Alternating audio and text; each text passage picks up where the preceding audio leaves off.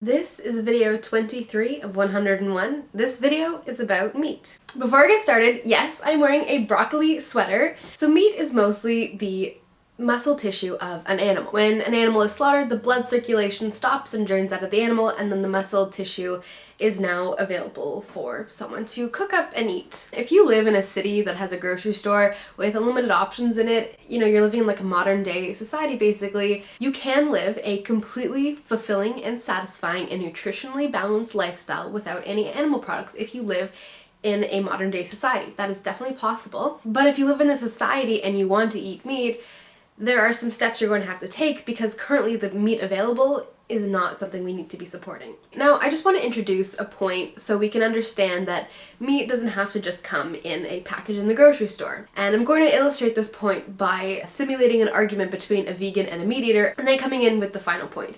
So usually a meat eater, to defend meat, will say, oh, but our cave ancestors, they ate meat, it's a natural thing for humans. And then the vegans will come over and say, oh, are you living in a cave? Are you not living with a cell phone and in a house with a roof? You are in no way a caveman, so that argument is completely invalid. To those arguments, you need to say, we don't need to go back thousands of years to see our ancestors eating meat. We can literally look around the world today at hundreds of indigenous cultures that are continuing these hunting and gathering practices to feed their families and communities. That's something that's happening right now today, and there's nothing wrong with those natural practices. That's probably what the meat eater is talking about. But what the vegan is talking about there is saying that, hey, you live in a society where you don't need to eat meat, you have abundant of fruits and vegetables and plants around you, you can continue to live without eating meat and you'll be perfectly fine. And that is true. We don't need to be eating meat, but if you're the kind of person who enjoys meat, enjoys the nutrient benefits from meat, and is willing to seek it out into a sustainable way, there are options for you. I think that people who eat meat should be the strongest advocates against factory farming because that is the practice that's making your meat consumption look so bad. This is what is making eating meat look like it is the worst thing in the world when it's the factory farming that is the worst thing in the world, not necessarily eating meat because like I said, there are hundreds of indigenous cultures that are eating meat to this day, right now, hunting and gathering for their families and communities. That's natural. That is something we do naturally as humans, and there's nothing wrong with that. But factory farming is something that we cannot support. That is what vegans and vegetarians are fighting against. That is what people are being outraged against. It's not that you're eating meat. It's not that you're going to a sustainable farm and purchasing meat products and consuming them. That's not what we're angry about. We're angry about factory farming and you supporting factory farming. And if you say, oh, but eating meat is fine while you're going to McDonald's, that's very contradictory because clearly the meats you're eating are not fine at all. There's no health benefits to those meats particularly, and also you're supporting a practice that is making meat consumption look terrible anyways. So what can we do? If you want to continue to eat meat, you need to be an advocate for responsible farming. That comes with a couple of conditions, I'll say. If you're going to be eating meat, it must be responsibly and sustainably raised. And that means that it is part of a sustainable agricultural loop. And essentially, what that is when the animals are on their pastures and their manure then is used as plant food, which grows your plants on the farm. The plants then can feed the animals, the plants can feed the people, and eventually those animals will be killed for food. We must keep in mind that any mammal really, when a mammal is frightened or under stress, their bodies are going to produce hormones like adrenaline that's going to course through their veins and get into their meat and their blood and everything. And if you're about to kill an animal and they're frightened and they're running away, all those things are going to come into their body and it's going to taint the meat. Think about factory farming. Think about those animals who are walking into this area where they can see all their friends and families that they've ever known their entire lives screaming and thrashing around and being hung up and their throats slit as they're bleeding to death. It smells terrible. They are terrified. And so that entire time, their bodies are putting these hormones and adrenaline into their bloodstream. And so when the cow finally dies, when the animal finally dies, that meat is so angry. That meat is so scared. And so then if we're ingesting that meat, those hormones are still there. Yeah, we can get the blood to drain out, but it's been seeped into the meat already. Like, it's going to be there no matter what. And I'm not saying there's a correlation, but maybe that's why meat eaters are so angry. If you want to continue to eat meat, you must be doing it in a sustainable and responsible way. And if that means going to a farm, then that's your option. Or if that means actually going out and hunting it yourself, that's an option as well.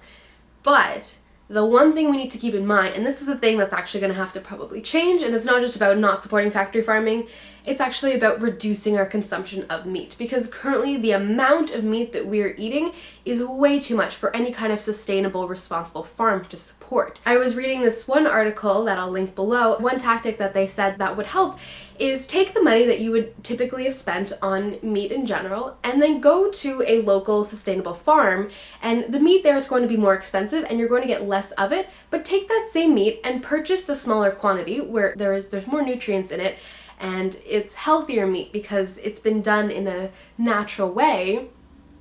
Try that meat out. Try to reduce your consumption of that meat, and where you used to have meat, now we need to bring in plant foods and start to thrive on a whole foods plant-based diet. It is great to support these farms. So if you're eating meat, you are supporting these farms. As long as the consumption is gone down, this is something we could continue doing. Now I'm just going to go over some of the nutrient values of meats, because we need to realize that there are two different kinds of meat. There are processed and unhealthy meats, and those are the ones we really just don't want to be eating at all.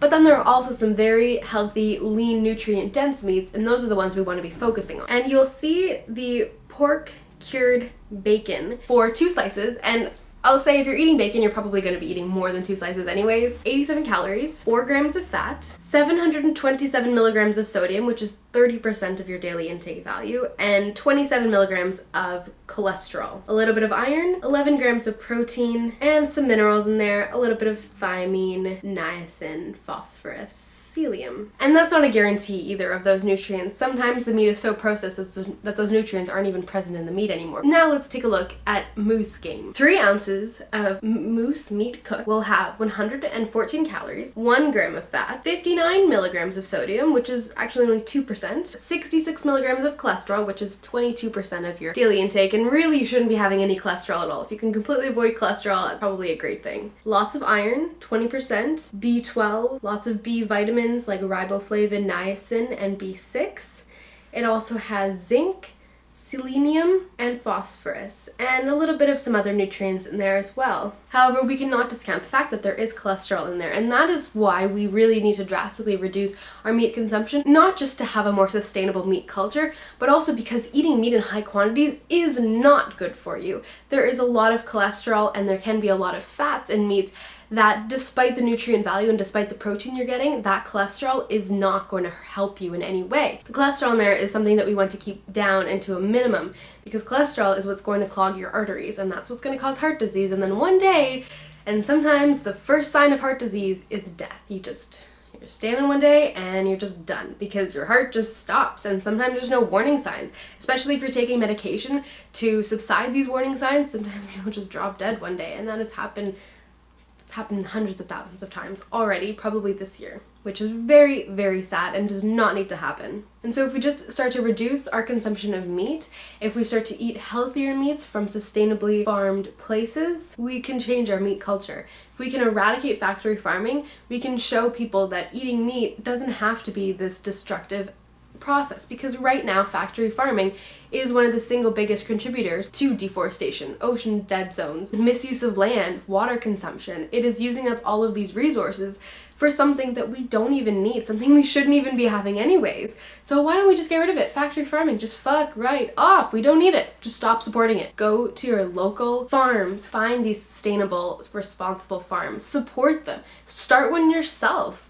Let's get these farms to be the norm. So in 20 years, if I ever saw somebody eating a steak, I could just automatically assume that I'm sure that steak came from a responsibly sustainable farm, rather than if I see people eating meat today, I automatically just assume it's factory farmed, because 95% of our meat today is factory farmed. I wouldn't be a proper vegan if I didn't mention these things, but a lot of you are probably thinking, okay, we have this demand for this meat, clearly we can't support that demand with sustainable meat, so how are we going to allow people to continue to eat meat but not contribute to factory farming? The demand is only going to go down so much, but people still want to have these very inexpensive meats that they're not really caring about the nutritional value, they're kind of just wanting something meaty tasting. We need to start supporting not only plant-based meats, but there are some incredible scientific discoveries going on right now about creating meat like in a lab, or replicating the molecular structure of animal products and meats and creating a product that is meat but didn't come from a factory farmed animal. It didn't really come from an animal at all, kind of. So if somebody wanted a more inexpensive meat experience, they could possibly have these lab-grown meats.